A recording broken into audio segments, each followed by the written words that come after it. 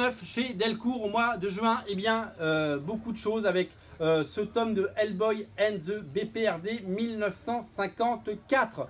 C'est tout simplement le troisième tome de cette série que vous connaissez, où Mike Mignola et Chris Robertson, le scénariste de iZombie, vous invitent à découvrir plusieurs époques dans la vie d'Hellboy, à chaque fois accompagné d'un auteur qui compte, un dessinateur important. Là, pour l'occasion, c'est Richard Corben qui a été invité, mais pas que, parce qu'il y a plein d'autres dessinateurs qui sont invités. C'est graphiquement époustouflant comme souvent chez Hellboy. Dès que ça touche à Hellboy, Mike Mignola met les moyens, soit il dessine lui-même, soit il fait appel aux meilleurs, et ça c'est super cool. Je vais vous donner la liste des dessinateurs, elle est vertigineuse.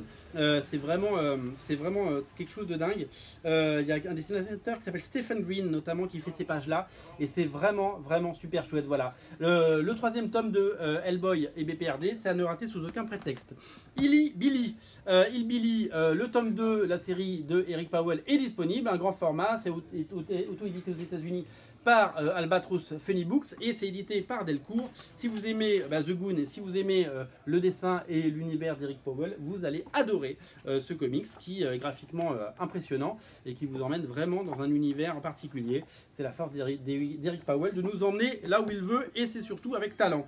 Ne ratez pas le 8e tome déjà de Walking Dead Prestige format, donc ça reprend 2 tomes, donc c'est comme si vous aviez les 16 tomes en souple, là vous en avez 8, une édition qui cartonne avec des chiffres de vente impressionnants comme pour Walking Dead. Dès que ça touche à Walking Dead, ça devient un phénomène et c'est époustouflant. Voilà un titre à ne pas rater si vous êtes collectionneur.